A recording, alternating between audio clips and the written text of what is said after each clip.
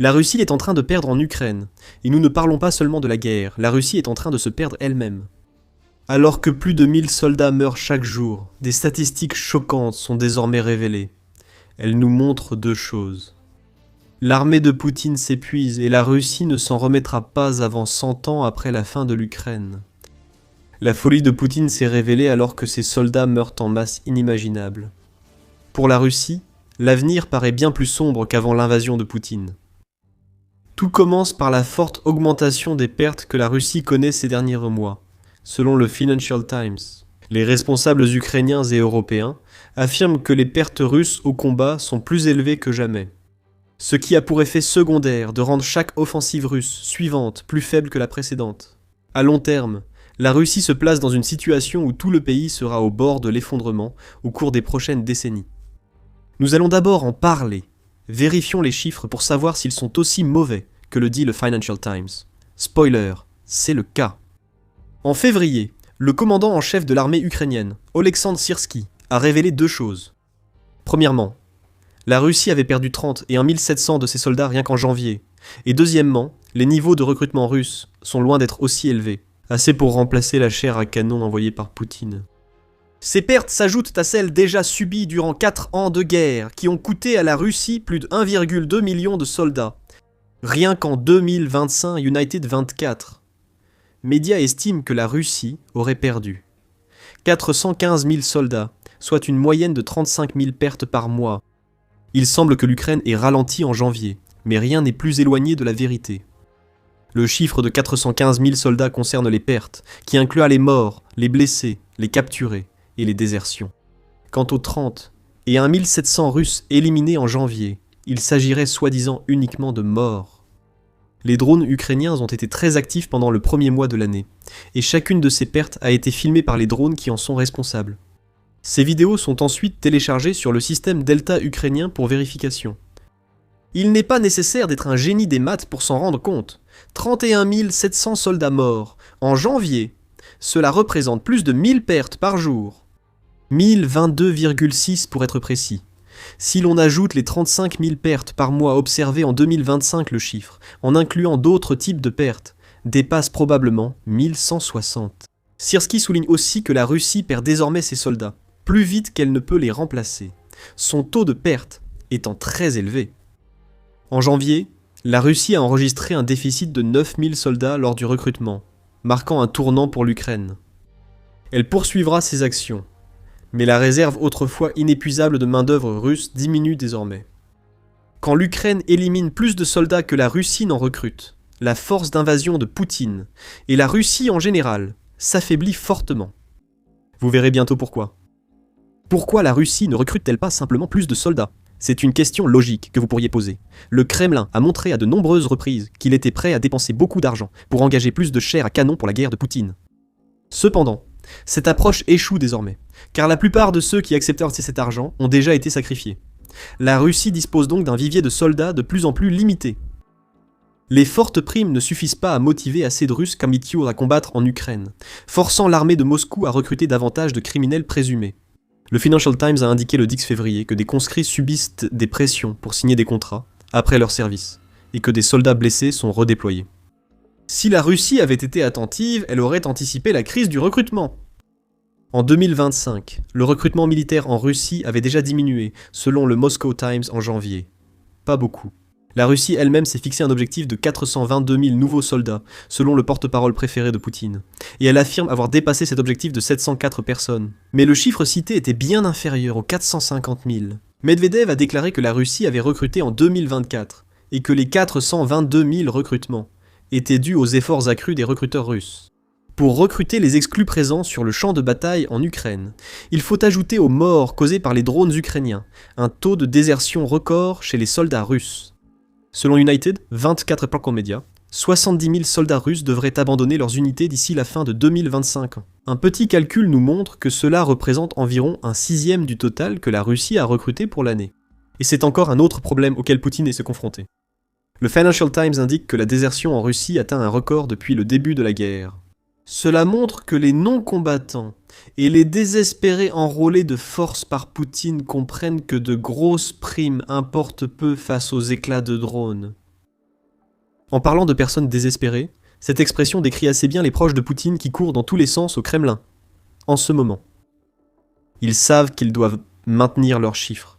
Leurs dirigeants l'exigent. Tous en sont conscients. Moscou compte de nombreuses fenêtres par lesquelles ils pourraient tomber s'ils ne satisfont pas Poutine. Donc, ce que nous voyons maintenant en Russie, c'est une tentative de recrutement de plus en plus frénétique. Et par personne, on entend littéralement n'importe qui est encore prêt à accepter le gros salaire que la Russie propose. Le Financial Times a déjà traité ce sujet, mentionnant criminels et blessés. Avec plus de 1000 de ces soldats mourant chaque jour, les tentatives de recrutement de la Russie deviennent de plus en plus drastiques. ABC a déclaré en janvier que la Russie libérait autant de ses prisonniers que possible. Tant que ces prisonniers acceptent de prendre un fusil et de faire leur temps en Ukraine, ils échappent à la peine de prison en Russie. En janvier 2025, la Russie avait recruté 180 000 de ses soldats issus de son propre système pénitentiaire, selon le Kiev indépendant. Et il est probable que ce chiffre ait facilement dépassé les 200 000 au cours de l'année écoulée. Cela semble être une bonne idée. Envoyez en Ukraine des meurtriers, violeurs et trafiquants de drogue, et vous obtenez sûrement une armée solide, non ? Même le système pénitentiaire ne peut éternellement nourrir la machine de recrutement russe. Pour y remédier, la Russie recrute aussi des combattants étrangers de diverses origines. ABC rapporte qu'un examen indépendant des pertes parmi les troupes russes a révélé que plus de 550 des 160 000 soldats examinés étaient des étrangers, provenant de nombreux pays différents. Cela montre que la Russie devient suffisamment désespérée pour dépenser son argent en dehors de son propre territoire, simplement pour maintenir l'afflux de soldats. D'autres efforts de recrutement sont plus drastiques. Comme l'a rapporté IRR News, le service de renseignement extérieur estonien déclare, le 10 février, que le nombre de volontaires diminue, selon le service. La Russie exerce une forte pression sur ceux qui ne sont pas attirés par les primes. Cela implique tromperie, intimidation, manipulation psychologique et parfois force physique, pour pousser des personnes réticentes à rejoindre le front en Ukraine. La Russie vise maintenant les groupes vulnérables pour renforcer ses rangs, dont les chômeurs chroniques, les personnes dépendantes et celles accablées de dettes. Ainsi, selon le renseignement extérieur estonien, la plupart des unités russes de première ligne sont composées de personnes à qui on ne confierait normalement pas d'armes. Cela ressemble vraiment aux bases d'une armée solide, non ? Des personnes qui ne veulent pas se battre sont forcées de participer à une bataille où leur vie peut s'arrêter en un instant, à cause des tactiques médiocres de la Russie et de la forte défense de son territoire par l'Ukraine. Ne vous y trompez pas, le Kremlin sait combien ces soi-disant combattants sont inutiles. Il ne prend même pas la peine de former correctement la chair à canon de son armée. Comme l'a révélé United 24 Media le 10 février, la formation militaire russe dure moins de 2 semaines, comme l'a expliqué Ivan, une recrue russe qui s'est confiée aux médias. Après les examens médicaux, ils m'ont demandé si j'étais prêt à aller à la base militaire le lendemain. Ils nous ont formés pendant 5 jours. Nous avons attendu encore 5 jours pour une rotation des forces, puis nous sommes allés sur les positions de combat, révèle Ivan. Il n'est pas surprenant que la Russie perde plus de 1000 soldats par jour. La formation militaire du pays durait jusqu'à 6 mois, avant d'être réduite à 3 mois en 2013. Les lois russes exigent 4 mois de formation pour les conscrits avant leur déploiement, ce qui n'est clairement pas respecté actuellement. La Russie forme ses soldats pendant à peu près le même temps qu'il faut pour préparer un levain correct, et ces soldats durent à peu près aussi longtemps. En Ukraine, comme ce morceau de pain dur. Les vétérans sont partis. Presque tous ceux qui veulent vraiment se battre sont partis. Il ne reste que la chair à canon que Poutine envoie contre les drones ukrainiens. À ce stade, vous commencez à comprendre pourquoi l'armée russe échoue aussi lamentablement à réaliser le moindre progrès notable en Ukraine. Au début de la vidéo, nous avons dit que la guerre lancée par Poutine marquera la Russie pour 100 ans. Pourquoi ? Pour répondre, il faut revenir au début du mandat de Poutine comme président russe. L'ancien agent du KGB n'était pas un novice, mais il n'avait peut-être pas pleinement conscience des tempêtes démographiques dans lesquelles il s'engageait. Selon The Independent, en octobre 2025, Poutine a surtout consacré sa présidence à résoudre le problème démographique de la Russie hors temps de guerre. Il a reconnu le problème dès 2005 lorsqu'il a déclaré qu'agir sur la question démographique de la Russie était vital pour la stabilité sociale et économique du pays. Il a tenu des propos similaires en 2019, soulignant que la Russie souffrait d'un problème démographique non résolu par Poutine. Et le même mois où The Independent a publié son article, Poutine avait de nouveau insisté sur la question démographique en soulignant à quel point augmenter le taux de natalité en Russie était essentiel pour l'avenir même du pays, bien sûr, a-t-il déclaré. Tout cela alors qu'environ 1000 pères mouraient chaque jour en Ukraine. Mais Poutine n'a jamais laissé ses erreurs empêcher ses grandes déclarations. Aucune initiative de Poutine depuis son arrivée au pouvoir n'a favorisé la prospérité économique durable connue par la Russie au début de son règne. Cela aide, certes. Le taux de natalité du pays est passé de 1,21 million d'enfants par an en 1999 à 1,94 million en 2015, mais il a de nouveau chuté, diminuant chaque année depuis le pic. En 2024, il n'y a eu que 1,22 million de naissances, ramenant la Russie à la situation initiale lors de l'arrivée de Poutine au pouvoir. Et la population du pays est en déclin lent et régulier depuis l'effondrement de l'Union soviétique. En 1990, la Russie comptait 147,6 millions d'habitants. Aujourd'hui, elle compte 146,1 millions d'habitants, dont 2 millions issus de l'annexion illégale de la Crimée par la Russie. Quel est le lien avec la Russie qui ne se relèvera pas avant un siècle ? Avançons jusqu'en 2100, un peu plus de 100 ans, après l'arrivée au pouvoir de Poutine. Selon l'Institut des sciences humaines, la Russie est davantage touchée par une tendance mondiale générale à avoir moins d'enfants que de nombreux autres pays. Les Nations Unies prévoient que la population de la Russie aura chuté entre 74 millions et 112 millions par rapport à ce qu'elle est actuellement. Dans le monde de demain, la Russie sera un géant territorial et un nain démographique. C'est ce que comprend Poutine. La population russe sera nettement inférieure à celle de la Chine, de l'Inde ou des États-Unis, mais aussi à la moitié de celle du Brésil ou de l'Éthiopie, et au tiers de celle du Nigeria ou du Pakistan. Selon l'Institut, ce problème se prépare depuis un siècle et la Russie en est déjà au quart. Ajoutons maintenant à cette crise naturelle une guerre brutale et d'usure, une guerre qui a déjà coûté à la Russie plus de 1,22 million de ses propres citoyens, presque tous des hommes. Une guerre qui coûte encore plus de 1000 vies par jour. Une guerre que l'ancien collaborateur de Forbes, David Axe, affirme que la Russie pourrait ne gagner qu'en 2256 au prix de 101 millions de vies, si les avancées continuent au rythme observé en mai 2025. Quel impact penses-tu qu'une perte aussi énorme de pères potentiels aura sur la Russie dans 100 ans ? Ce n'est vraiment pas un bon impact sur le plan démographique, et la baisse de la population en Russie alimente beaucoup d'autres problèmes qui semblent voués à détruire le pays, bien après que Poutine ait rendu son dernier souffle. La Fondation Carnegie note que la Russie a connu une situation similaire sur le taux de natalité après la chute de l'Union soviétique. Cependant, la faible natalité a été compensée par l'arrivée de citoyens russophones des anciennes républiques soviétiques venus s'installer dans la mère patrie. La Russie n'a plus cette carte de sortie de prison. Bien sûr, des gens émigrent encore dans le pays, mais ils ne sont pas russophones, et ces immigrants potentiels ont désormais plus d'options.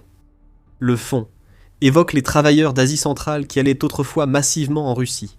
La Russie compte désormais 3 à 3,5 millions de personnes dans cette catégorie démographique, soit 2 fois moins qu'en 2012, 2013. La Russie est aussi dans une impasse. L'arrivée accrue d'immigrants asiatiques affaiblit l'identité russe. Mais lorsque les immigrants d'autres pays partent, comme cela a été le cas pour des millions d'entre eux au cours de la dernière décennie environ, la Russie perd sa main-d'œuvre, ce qui provoque d'énormes problèmes économiques. La Russie n'avait déjà pas assez de population pour travailler chez elle. Perdre plus de 1000 soldats par jour en Ukraine ne fait qu'accélérer ce processus, alimentant une crise démographique qui se prépare depuis un siècle. L'économie russe subit déjà l'impact direct de l'invasion de Poutine. André Danieri, directeur adjoint du Centre Eurasie du Conseil de l'Atlantique, a déclaré à Forbes en octobre que les Russes trentenaires sont le groupe le plus touché par les pertes côté russe. Ces hommes allaient bientôt atteindre leurs meilleures années de revenus. Les soldats volontaires, appelés kontrachniki, ont préféré les fortes primes du gouvernement pour combattre et mourir en Ukraine, la mort étant l'essentiel. Chaque trentenaire mort est un Russe qui ne pourra pas fonder ou laisser une famille. Tout cela aggrave la crise démographique déjà présente en Russie, et la situation empirera nettement au cours des 75 prochaines années. La Russie a épuisé ses soldats qualifiés et envoie surtout de la chair à canon en Ukraine. Beaucoup de ceux qu'elle perd possédaient d'autres compétences. Certains étaient peut-être des ingénieurs utiles au développement des infrastructures russes, d'autres, des ouvriers semi-qualifiés, ce dont la Russie a besoin. Des usines qui ne fonctionnent actuellement qu'à 81%, et qui continueront de décliner à mesure que le vivier de talent et l'argent diminueront. La guerre de Poutine tue plus de 1000 soldats par jour, mais aussi des travailleurs, des maris, des pères, des hommes de carrière, des soutiens de famille, des mines et tout ce dont un pays a besoin pour prospérer durablement. Bien sûr, la Russie en tant qu'entité survivra probablement au prochain siècle, mais elle le fera en regardant des puissances mondiales émergentes comme la Chine et l'Inde la dépasser, tout, pour satisfaire les fantasmes territoriaux de Poutine. Tout se résume à une question simple, qui va reconstruire en Russie ? Ce ne seront pas les gens que Poutine sacrifie pour ses propres ambitions égarées. Ils ne travailleront pas, n'auront pas d'enfants, et ne feront rien pour sauver la Russie d'un destin apparemment inévitable d'ici 2100. Ce ne sera même pas Poutine, le président russe, âgé de 73 ans. Et à moins qu'il n'ait l'intention que la Russie utilise une succession sans fin de sosies pour feindre l'immortalité, il ne sera plus là très longtemps. Revenons-en au champ de bataille. La réalité, c'est que l'ampleur des pertes russes que nous voyons actuellement ne va pas s'améliorer. Le ministère de la Défense ukrainien vise à tuer 50 000 soldats russes par mois, aggravant ainsi la crise de recrutement en Russie. Moins de gens sont prêts à se battre pour le salaire de Poutine. Chacune de ces morts aggravera aussi le problème démographique russe. Comme expliqué, l'Ukraine a de bonnes chances d'y parvenir. Si la situation actuelle sur le champ de bataille en est un indice, les offensives russes s'affaiblissent déjà. Au rythme actuel, il faudra à la Russie au moins 2 années supplémentaires pour occuper entièrement la région du Donbass, pour laquelle elle se bat en ce moment, selon le projet de surveillance Deep State UA. Cela implique encore 2 ans de mort constante. D'après une estimation basée sur les pertes russes, cela coûtera environ 600 000 personnes supplémentaires au pays. Probablement, car les grandes offensives mécanisées de la Russie sont surtout du passé. Elle a manqué de blindés avant d'hommes. Elle emploie l'infanterie débarquée pour de faibles avancées, ces tactiques d'infiltration causant souvent plus de morts, ce qui est devenu la norme. Après l'échec de l'opération militaire spéciale, Poutine a parié que la Russie pourrait faire s'effondrer l'Ukraine en exerçant assez de pression. Ce pari est désormais perdu, affirme Mikhail Kaufman de la Fondation Carnegie. Poutine a parié que la pression constante finirait par provoquer l'effondrement ukrainien. Mais la façon dont les forces russes combattent ne permettra tout simplement pas d'obtenir des percées opérationnelles significatives, affirme Kaufman. Tout ce que l'on peut se demander maintenant, c'est combien de temps Poutine va-t-il continuer tout cela ? Plus la guerre en Ukraine dure, plus la Russie sera mal vue à la fin du siècle. Si Poutine poursuit ce pari perdu, la Russie pourrait atteindre sa population prévue plus vite, annonçant la ruine de son économie, son armée et son peuple. L'armée de Poutine s'épuise, la Russie elle-même aussi. Poutine voulait un empire, et il a créé un effondrement. La pression économique, les désirs croissants de séparatisme et l'influence géopolitique qui s'estompe contribuent tous à la chute de la Russie. Découvrez comment Poutine a scellé le destin de son pays dans notre vidéo. Pour plus de contenu, abonnez-vous à The Military Show pour des analyses quotidiennes sur la guerre en Ukraine. Merci de nous avoir suivis.